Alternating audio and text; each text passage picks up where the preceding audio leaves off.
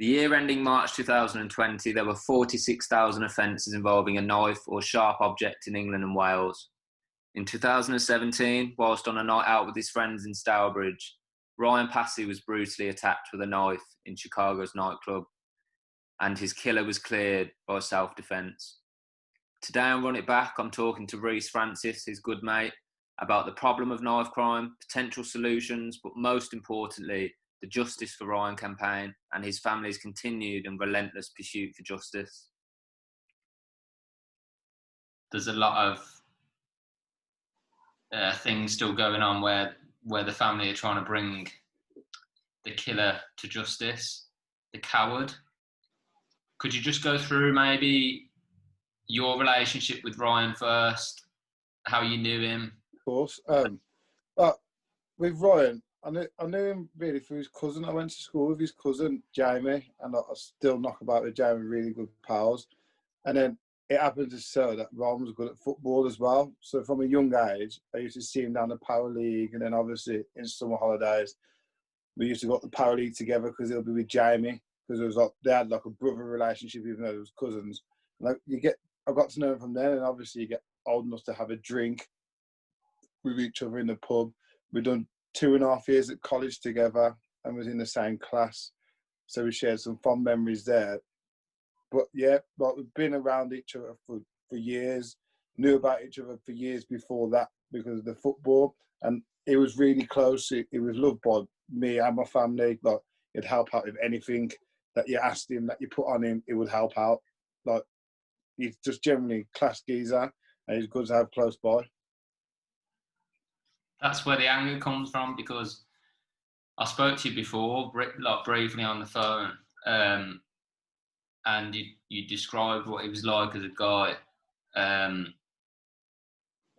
for them to be like casualties from this epidemic of knife crime, like a guy like him, it's just heartbreaking. You know what I mean? Someone that nice and someone that's going to look out for anyone. It seems like that's kind of the guy that he was.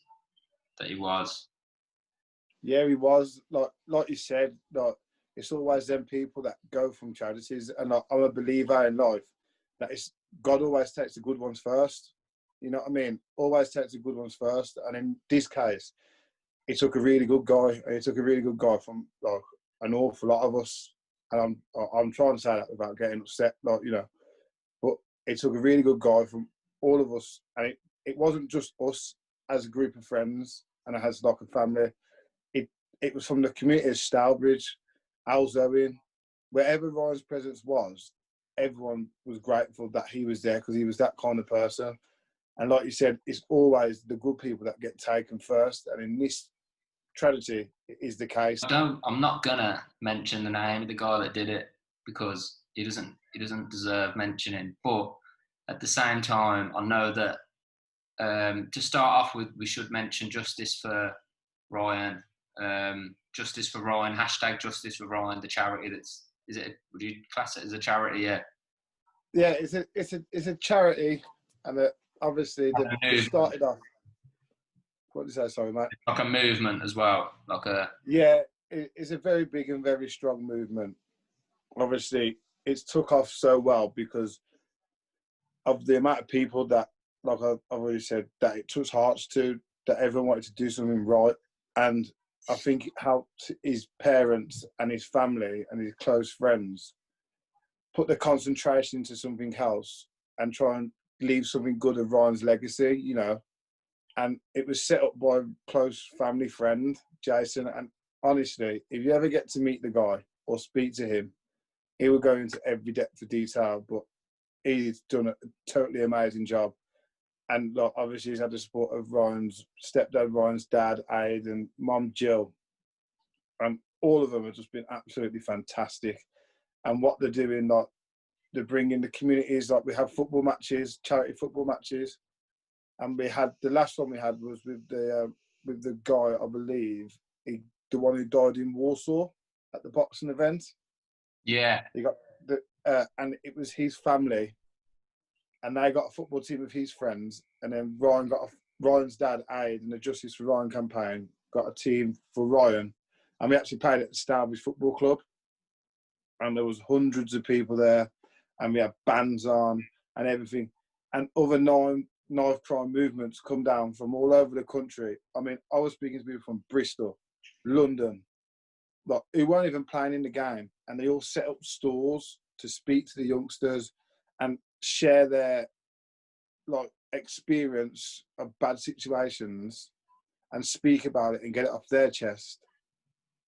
To everyone, to every single person who was there, it's unbelievable what the Justice for Ryan campaign has achieved over such a small amount of time. It is unbelievable.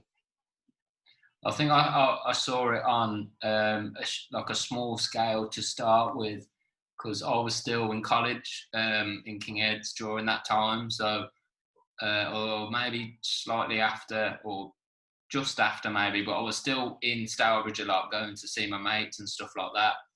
And I remember seeing the amount of flowers outside Chicago's, the amount of like pictures of Ryan and messages and stuff like that. And it's like people die, but you never see that I've never seen that kind of outpouring in love. So it's testament to what he was like as a person. 100%. No, you don't. Yeah, and when you do see something like that, it stops and it takes your breath away, and you think, we have someone good here has died. Like, you know what I mean? Yeah. Someone good. And I'm like that. If I see, like, you see it go down the street, and like you said, you walk past it and you think, you hear of it, but you don't normally see of it on that scale. And still now, this many years on, it's going strong and stronger than ever. If you go past the place now, there's flowers, there's a plaque, there's everything out there. And that is something that we vowed we will always do and brighten up the place, because he was a bright person. So why should that stop? You know what I mean? That's beautiful, man. And you mentioned me. I think we're just going from things now, but you did say to me before that Ryan had just started his own window cleaning business. And I was actually talking to my dad about that earlier, how it's amazing that he was, it's heartbreaking that he was getting that going. But it's amazing how you said that his mates now took control of that in his name. Yeah, so what it was, he set up a window cleaning business. And I always remember, this is one bit what makes me smile. I was at college one day. He said, I'm leaving college. I said, what are you going to do? He said, what are you going to do? He said, I'm going to get a van and I'm going to start window cleaning. I said, shut up, mate. I said, you're one of many ideas. So, Yeah. Stowe 4, bang, van, kitted out the lot. His dad's helped him kit this van out. Yeah. Come back, this window cleaning business. And mate, it's absolutely took off. It's took off. He's there every day. He's not finishing until 7 o'clock. Like, he's got himself some little T-shirts now, like, with his name printed on. Like, it's took off. And obviously, how old was he now at this point when it's taken off? Like, when he's doing off his own back doing this? Oh mate, well, we was at college, so like, you got to be like 18. Like, you got to be like 18s, like, you know, like 17. I could probably go 17. I can't really remember the things without looking at it. But mate, and then obviously all this has happened. And I remember, like, we were sat in the back of his van going to football in his window cleaning van. Yeah. And he had this big container of water. And he used to pick me up at 9 o'clock on a Sunday morning, still hungover from when we went out on the Saturday. Bang, he said, yeah, but you got to take it. Yeah, he said, because you got to promote the business. And he did that all right. But then obviously when all this has happened, no, it was heartbreaking. And then his best mate, Geordie Poole, his best mate until that very night, like, you know, his dad gave him the business and said, carry it on for Ryan. And, like, you know, carry it on. And everyone on that round, I believe, everyone on the round that Ryan had, kept it. And his mate still does all the windows now to this day. And that's really, he's got the van, everything. It's really good, man. It's brilliant. I think that's amazing. Like, 'cause it does literally, I know it's a cliche, but his memory lives on through that. You know what I mean? That's his baby. Do you know what I mean? That's his baby that the best mate has has carried on. Yeah. Like, it's good. 100%. And Geordie's doing a great job now. Like, Geordie's got a kid and that. And like, What's the business called? What's the window business called? RTP Window Cleaning Services. So Obviously, RTP. Yeah, RTP. Ryan Passey. Ryan Passey, window cleaning business. Yeah. Mate, honest, you got Geordie now, and he does it with his dad and his brother. Look, that's what I mean. It's gone from like one person, and literally 3 people are doing it, and they're still busy. That's how big he got it. Like, do you know what I mean? And that was just off his own back. Young age, spare at the moment. Man, do you want to go through? I know it might be hard, but do you want to go just through like the night it happened and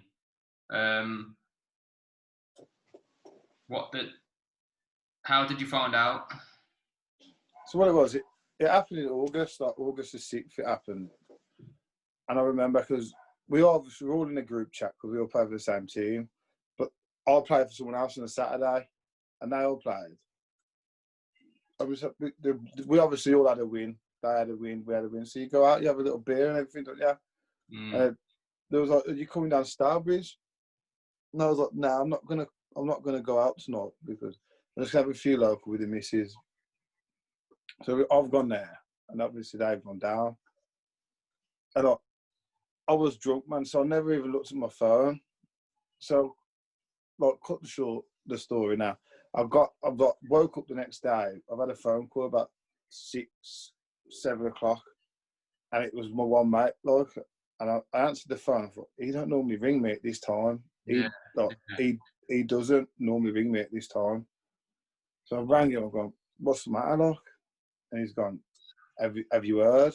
So I've just jumped up out of bed, and I've gone, "What's the matter?" And he's gone,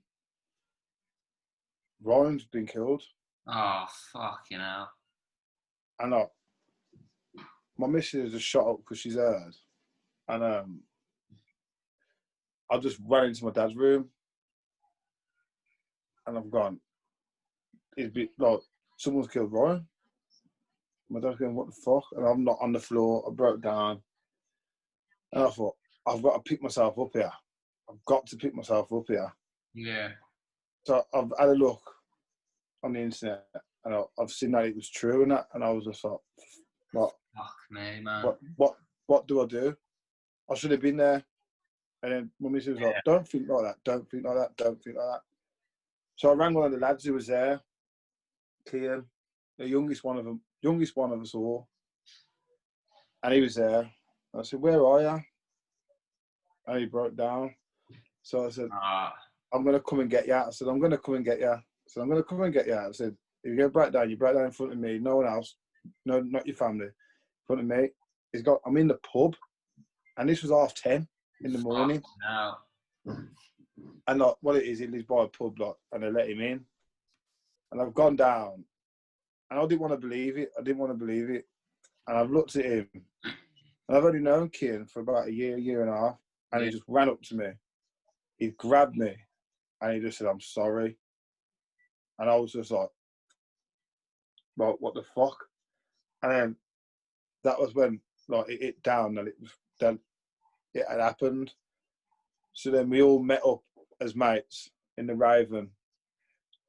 And honestly, I could tell you now, there's loads of us there, and you could not hear a pin drop. You could not hear a pin. Everyone was just stood there, just looking at the drink, thinking that he was going to walk through the door, thinking it was all a joke. I can only imagine. It's horrible, that is. Yeah, I would wish it upon it. No one. And how long did it take? Obviously, it stays with you for your life. All your mate, like all Ryan's mates, like, and his family, of course. But how long was it until you could get? Because I can imagine in the days that follow and that you can't even have a conversation about anything because you just, like, in the back of your head, you're like, "Fuck, this is too big to talk about something else." Was it just a gradual kind of getting past it, or not? Not that you're past it now, but was there a gradual kind of grievance process. But if I could show the effect that it had on me and my mates and like his family, words probably can't even like describe it. Yeah. That's why, like, You have to go through it, don't you, to be able to think about stuff like that. Whenever you hear about knife crime, whenever you see little kids on the street, and if the bad men, yeah, I always want to grab them, yeah, right, and go home or go and do something, because you don't want your mate to go through, yeah, right, what I've been through, what my mate's family have been through. You don't want your family to do that, and that's the kind of effect that it has now. I'm not over it, and none of us are over it, but if you can turn this into showing someone else the pain that you're still going through this many years, then I suppose it's a step, isn't it, in the right direction to show what you said. It's only positive you can take from it. 100%, 100%.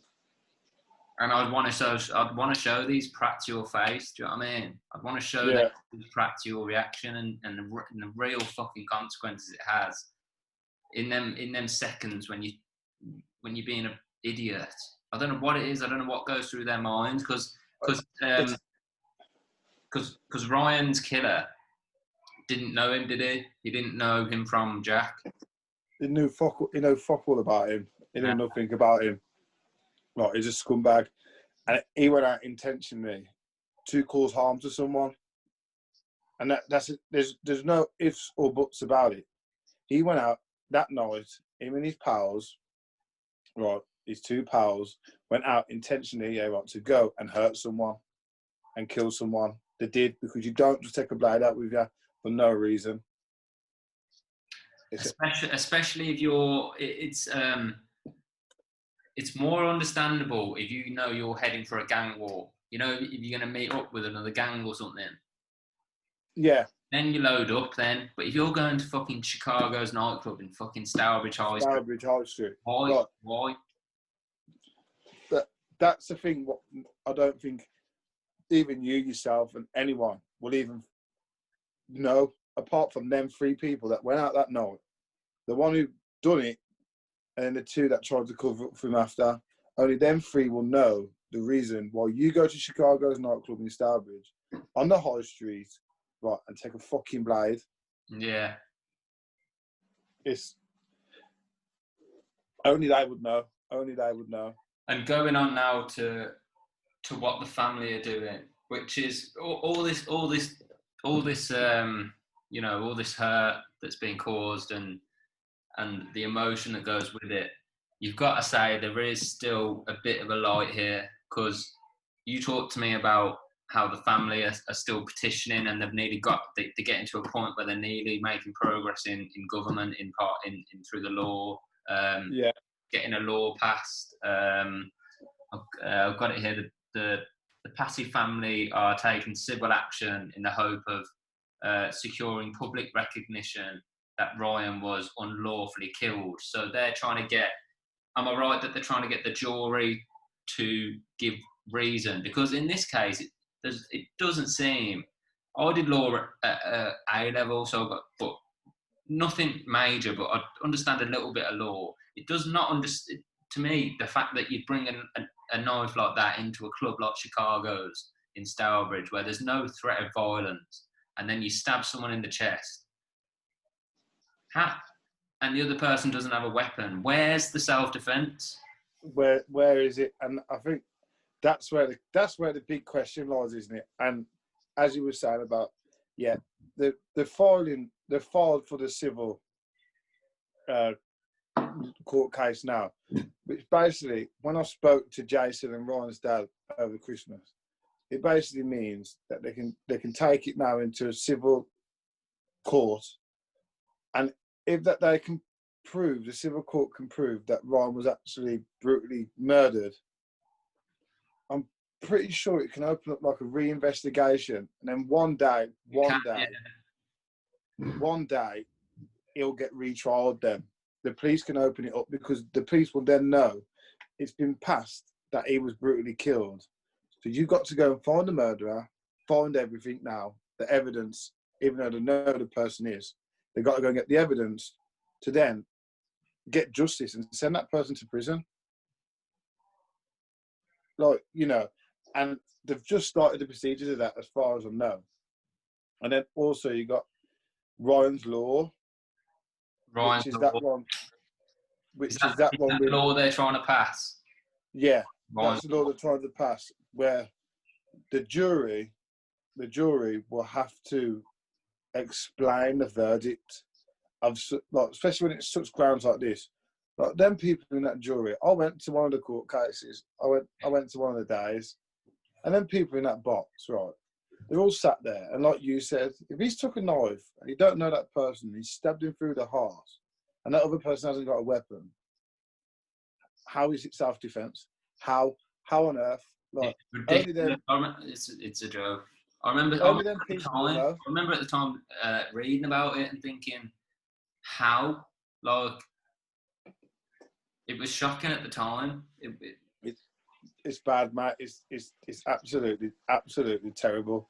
You know, and so they should sit there in front of the family and say, right, how to come to that verdict, and show the should. You know, when not you just walk out and go and lead a normal life. When you were in the court, Reece, and you saw the jury, were they predominantly black? Were they predominantly? Sorry, just to I'm being presumptive there. Was because I've seen his name and it looks like a black name. Mixed race, it was. I don't want to say his name, but it didn't look like a white name. What? Yeah, was he mixed race? Was he black? Yeah, it is a mixed race looking thing. Yeah, and how many? What was the jury in terms of? Was it evenly split, white and black, or? I think there's probably more white people on there, if I'm honest. I mean, I'm not saying that's what I mean. It should go, but typically it goes the other way. Typically it goes, you know, the way that society works. Like there's been so many cases where a black person is committed of a crime and wrongfully it is put down because of this systemic racism. But in this case, it's like why? It's like what? Like that was wrong as well, but I'm just trying to get to the reason. Literally, and that is a reason that they would only know, and I think that's why they want to pass this Ryan's Law. So then they've got to go into a room, and explain it, because I don't really know anyone who could get that verdict out of what was said. And you know what I mean? It's just like how? Then that just made it hurt 20 times worse, million times worse. And it's caused as well, like 4 more years of stress for the families. You know what I mean? Exactly, and I'm telling you now, look, we ain't going to stop. Ryan's family ain't going to stop. We ain't going to let Ryan's family stop or nothing until we get justice, until we get it, no matter what. Has there been anyone that you know, any friends or family or anything that has tried to like actually hunt down this guy? Or which again, it would be the wrong thing to do, but it's understandable out of anger. Has there been anyone that's tried to find him and do something to him? Not that you know of, but like he actually moved away. He's a coward, and he did. He jumped ship and he moved away. That just sums up the kind of person that he is, because he knows that he should have been found guilty. He moved away, and X was Z. Like, I can't say some things yet because it's not till the end of the month when I spoke to the people. But some people probably did go and look for him. But that's if someone killed my mate. Like, if someone killed another one of my mates, I'd want to go and find that person and do something to hurt them or thingy. But at the end of the day, it's not making anything better though, because then you're going to go down something. So I'm not exactly saying way to go, but like Ryan's dad like made a plea. He spoke to everyone. Obviously, like he spoke to Ryan's family and that, and was just like, we're going to do this the right way. That's good. That is the way to go. We're going to do is we're going to do this the right way. Ryan would want us to do it the right way. If we can't do it the right way, then we've tried and it won't jeopardise anything. And if you do something stupid, you do it off your own back. Do you know what I mean? But we're going to do it the right way. You don't want more lives ruined, do you, from it? No, that's it.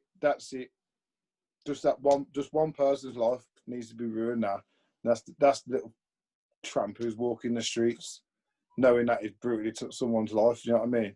Yeah. And what's going to stop him? What's going to stop him doing it to someone else if they confront him? Nothing, because by the sounds of it, he's just a men. I don't know. It's just. I said to you before. I think like even in their shoes, on a selfish level for them, why do they think that stabbing someone up is going to do good for them? Because they're going to get put in.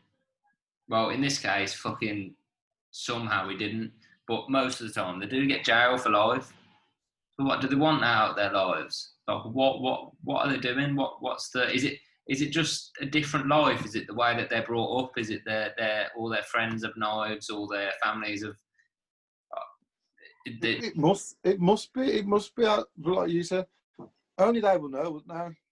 Yeah. You know what I mean? Like only they would know, and that's the truth. Like we can sit here and go, this, but only they would know. And one day, I hope, and I touch wood and I pray that we get the justice. He gets retried, and he has to sit down, right, and in front of my pal's mum and dad and everyone, and say why, from when he walked out his house to when he done what he done. Why? Do you know what I mean? Why? Disgusting. Disgusting. I think that'd be the biggest thing, to have him just sat there and look you in the eye. Do you know what I mean? Just look 100%. You in the eye. And then you'll find out whether he's a psychopath, or which are not many people are psychopaths. Do you know what I mean? So I reckon he's just a fucking fucked up person. That idiot off the streets, isn't he? There's too many of them about now. Yeah. I mean, he gives him street credit. Thinks he give him that bad man name, and thinks he give him that, but really he just made himself and his family look like idiots. Yeah. And you touched on before with your childhood and that, and growing up, and your experiences with like kind of brushes with knife crime and stuff like that. Do you want to tell us about the cinema? Yeah, so that story, man, is one of the craziest things going. It really is. But that was like you said, that was my first like coming together with someone with a knife. And I was only young. I was in the cinema with Chrissy over the road, and our parents had dropped us off. That's how young we was. And it sat there, and I've had them with the brown rock ports. Toy Story, was it? Something rascal like that, I'm telling you. Yeah. And then with the brown rock ports. The what? Brown rock ports. Oh yeah. Mate, I've had a spanking pair of them on. Yeah. I think I'm good, like with denim jeans and everything, like, you know, patterns on. And I've got them up. I'm sat back like that with my feet up on the thing. And then next thing you know, like this chap's come behind me and Chris, and he's just put something there, and he's like, "Don't move." And obviously, he's going to rob us. Yeah. And I don't know what thought of it. I said, like, "Come on, man, let's just. Can I go to the toilet?" So he's walked to the toilet, like, yeah. And I've turned round in the toilet, and I'm looking, and he's like scratching the side. It was like a nail file. And I thought to myself, nah, that can't do nothing. And like, I've made like contact with the person as I walked past, like, you know, like with the eyes. And to say, like, this geezer's dodgy. I didn't come with this geezer. Yeah. And they're coming with like the torch. But like, that was like I laugh about it now, only because it was like a nail file. Like, if it was a big blade, then I don't know what would have happened. But like, that doesn't happen now with these kids. Fucking. That's what I mean. Like, back then it was a nail file, and then we're coming 10 years on the line, right? And you got kids fucking with machetes. You know, there's so from ending 2019, 221 homicides as a result of knife crime in the UK. The year ending June 2019, 22,306 disposals of a knife or offensive weapon. Juveniles, which means 10-year-olds to 17, made up 30% of that. It's disgusting. So it's 10-year-olds, it's 11-year-olds, it's 12, 13, probably 17 out of that. It's probably not that many. It's probably 30. I've seen so many 13. The one you showed me, I've been reading up about it. 13. Did you read? Did you the one in Reading? Yeah, I've been reading up about it. It's crazy. It's mad. Mate, how mad's that? It's crazy. It's crazy. 13 years of age, mate. 13 years of age. Yeah. And you do wonder how they get it, because I said to you when you said about how they get the knives and that, and I said obviously there's a lot in my kitchen. I've probably got about 3 big fucking knives that you could do damage with just through cutting bread knives and that. But a machete is something different. You need I don't know how you get one. Like, they're talking like this big, and you can't tell me, mate, that your mum cuts tomatoes with that. Yeah. Do you know what I mean? Like, I just don't know how. And like you said, 13 years of age. I think it is kind of a Snapchat trend thing, like a social media thing, all coming together. Yeah, it's like when you used to stand there and you used to be like. Because that was the age that were in social clubs, wasn't it? We talked about that. Yeah. That's where they used to go to social clubs. That doesn't exist anymore. So no, don't even get me started on that. I've the social club thing. Like we had that conversation before, didn't we? And and we both got like a bit like into that. Yeah. And like you had like with your buildings, and I'm thinking. I ask people.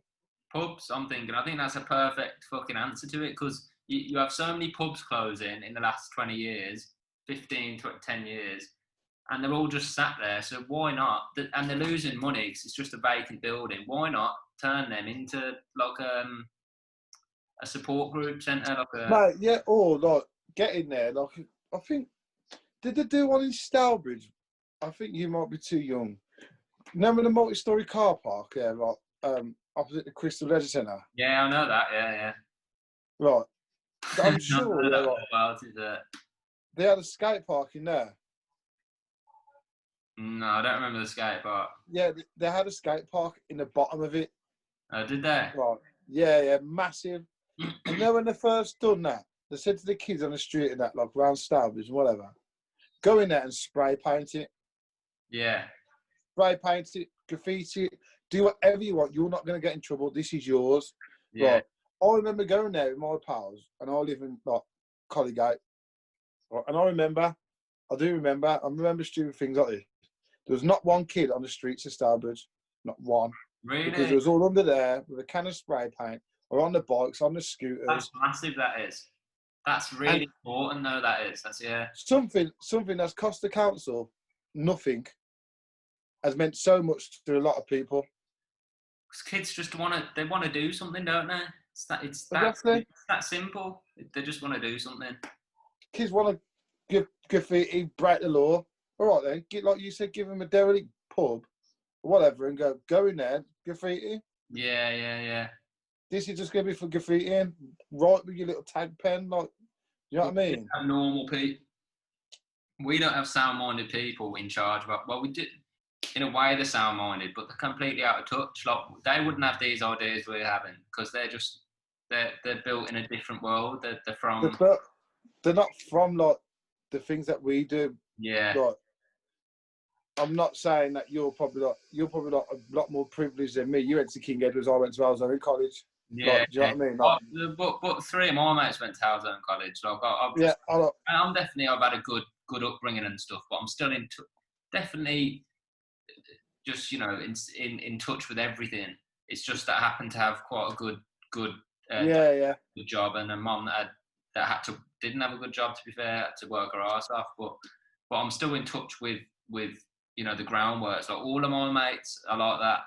Yeah, that's it. On about politicians that are born with a silver spoon that literally don't know the real That's world. that's what I mean. They literally do not know how we, like you as well, like young kid, how we live, when you walk in, man, if you walk into the pub or you walk in to get a draw, or you walk in to do whatever, you've got to look over your shoulder. Yeah. They aren't used to it in their neighbourhoods. The people who are running the government and the countries, right? I'd love someone in a local MP or someone like to do the local to be like me or to be like you. I said, you know what? Forget all about building these fancy hospitals. Forget about building all these things. Yeah, I'm going to put it into the kids. The parents pay the money, right? And I'm going to put it back into the kids. I'm going to build youth clubs upon youth clubs. I'm going to, because they went, oh, we don't have the volunteers. I'll guarantee you now to this day, right? If that come out and they had volunteers with what's been going on around the world and people having young kids, yeah, right, you will have volunteers bite your hands off. Yeah, you would. No, to go and work in them places. In this country, volunteers is not an issue. Do you know what I mean? There's 100%. so many. We're the most charitable country on the earth, I think. I really 100%. do think we are. But I feel like we give it in the wrong places sometimes. When like you give them statistics out just about like the knife crime and about how young they are. Come on now, guys. Let's try and do something here, right? Even if you can get half of them off the street, half. I've heard something. I don't know if it's this isn't. Don't take me this. Like, take my word on this. But I've heard that. Well, actually, I think it is true because prisons are based as private companies. I'm pretty sure. So I think that they get paid. That's why prisons are so overpopulated, because I think they get paid for each prisoner. Yeah, so I think that would make sense, wouldn't it? Yeah, so I think in the big run, it suits them to have these young offenders that then climb up the ladder, get institutionalised, get into prison, all that shit. You know what I mean? So it's probably, if you broke it all down, it's just a fix. Like a big thing, isn't it? Like, get him in. Get him in. But it should be the opposite. You know what I mean? It should be like they should get rewarded for being underpopulated. Like the more people they can get going out their doors, and maybe like the people who come out do like volunteering programs. So then the people who come out, all right, mate, you want to come out 6 months early? You've got to go and do 6 month probation at a youth hostel, a youth club, or whatever. Yeah. Right, and tell them about your experience about being inside, or about losing a mate, or about losing a family member, or something like that. Right. You can go and tell them for 6 months. You don't turn up, you don't do it, then you go back inside. Yeah. Mate, it's a job done, isn't it? But I don't see why they don't think like that. The year ending March 2020, 46,000 offences involving a knife or a sharp instrument in England and Wales. So it's going up as well. It's not even slowing down, is it? Nah. They're getting younger, and it's coming more and more, and that's what's frightening. Like, I'm 28, right? I'm hopefully about to move out with my missus. I don't even want to bring a kid into this world, man. Yeah, no, yeah, it's bad. I don't want to bring a kid into this world. Yeah. All you learn is pretty fucked up, you know what I mean? It's everything, and it all stems, Matt. I am not scared of anyone. I'm not saying I'm hard or whatever, but I go on runs. I run past the park up at the top of the corner of my road. Yeah. And I'm like this, because there's loads of youths at the top, and I'm thinking, all it takes is them to think he's got headphones in, he's got a nice phone. Yeah. And they're brandishing a blade at me. It's the crazy ones. It's the ones like we've been out, obviously, before lockdown and everything happened. Me and my mates used to go out to Digbeth loads, town loads and that. And we'd be out until about 5 in the morning, just messing around and that. And chilling, you know what I mean? And we'd chill out in the hour. We'd leave the club or the rave or whatever, chill for about 2 hours, just laughing and doing whatever else you do. And and we'd get like the amount of weirdos that we're being approached by. And then, do you remember a few months ago that mad geezer stabbed up like 7 people across town? Yeah, across town. Yeah, I remember waking up to that. And we were out the night before in the gate, like we were near the gay quarter. So it's just crazy. I'm not taking That any. could have been you. That could have been you and your pals. Yeah, no, I'm not. I don't even converse now. If I can get a vibe off someone that they're being weird, I'm off. I'm just. Yeah, that's like me, Matt. I'm off down the road. I'm going somewhere else. You know what I mean? Yeah. Soon as I can, and I like to think that I've got a pretty good judgment of character. Yes, I do like to. I do like to think that, and I do trust my feeling inside. And I know sometimes you shouldn't, because it could be your worst enemy. You know what I mean? Yeah. But if I get that vibe, if I'm especially like, because I think since what happened to Ryan, when you're talking about the clubs and that, I've only recently started going probably into a nightclub. Really? I refused to. Yeah. I said I'm not going into a nightclub. I said because he was a quiet person. I'm a bit of a joker. I'm the clown. I'm the class clown. Yeah. So someone who's quiet, if that can happen to my mate who's quiet and wouldn't say like boo to a goose, what could happen to me? Do you know what I mean? Yeah. And so I refuse. But like now I go out and I'm looking round and all the eerie eyes, and even my missus, like, just relax, man. Not everyone's like that. Not everyone's like that. And that's because of my judgment and character. Well, it's sad, like, and people that are going to do these things have got to, they're not going to realise because they're not sound-minded people, but the effect it's had on so many people with Ryan. You know, obviously his immediate family, like, I can't imagine what his parents went through, his siblings and that.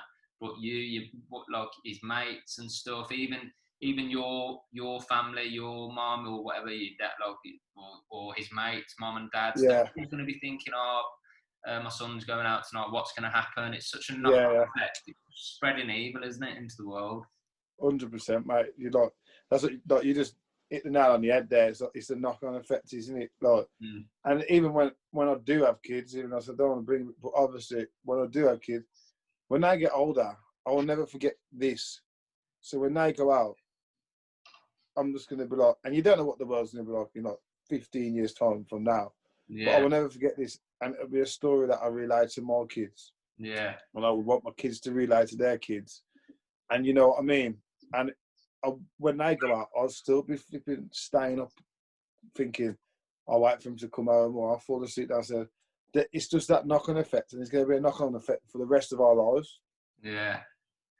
Where is the case now with that for the Justice for Ryan? Could you give us a bit of? I mean, first of all, the page on Facebook, it's Justice for Ryan. Yeah, if you look on Facebook and Twitter, I'll tag it in the video as well. So yeah, it's Justice for Ryan. Obviously, like, give it a like, and obviously whoever else is watching it, and on Twitter, give it a follow, and it will read it. And if you want to know more, then I suppose just message the page, and they'll tell you. But it's at a case now. They've actually filed the papers when I spoke to Jason last, the family and their solicitor and everything, lawyer, have filed the papers. So I think come the end of the month, there'll be a big article about it. And obviously that will let the community know and people from that page. So yeah, just like the page and just share everything that you see, really. Yeah. Just keep it out there, keep it live, keep it going. Yeah, because it was like, at the time it was so massive. Like, it was so massive, like the amount of support and the amount of like awareness towards it was so big.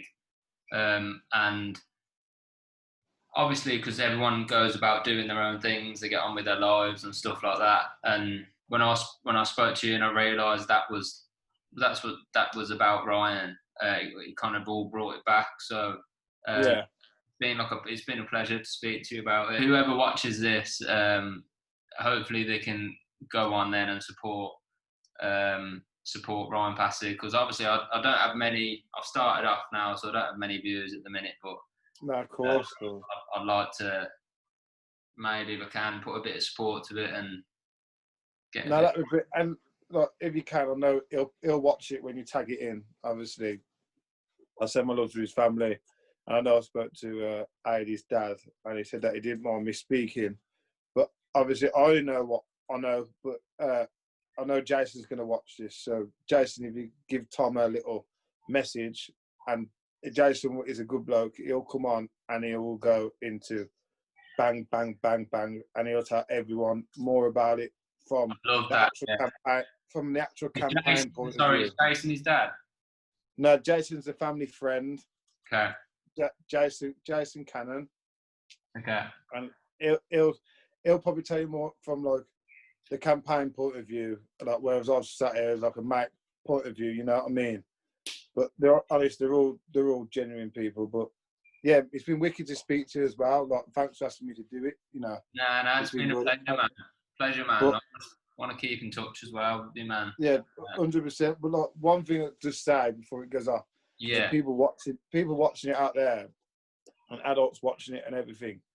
And I know there's not much like out in the community for people, but obviously you'll see my name. My name's Reece Francis. And if you feel like your young kid or anyone is getting dragged in the wrong direction, message me personally, and like once all this is over, we can meet up and have a chat, and I can put my experiences across to your children of whatever age they are. Then please let me do so. If you feel like they're going in the wrong direction, or if you generally just want to chat, just hit me up there, because as you can see, I'm a genuinely nice person, and I'd like to help people. So I love that, bro. I love that. nice one. I'll put that bit on its own. You know, I'll put that bit on its own in one of my little clips. Yeah, no problem. I think that'll help a lot of people as well. So nice one, man. Nice one, Reece. I think you're a brilliant guy. No man. problem, mate. Thank you for speaking to me, mate. I'll get in touch with Jason and just see if he's up for it. Yeah. Yeah, man. He'll be up for it. Jason's a good lad. Jason's crack. All right, mate. Well, good luck and pray for the justice for Ryan going forward, and good luck, my brother. Thank you. Cheers, mate. Thanks for having me, and good luck to you as well. Yeah. Thank you. Take care, bro.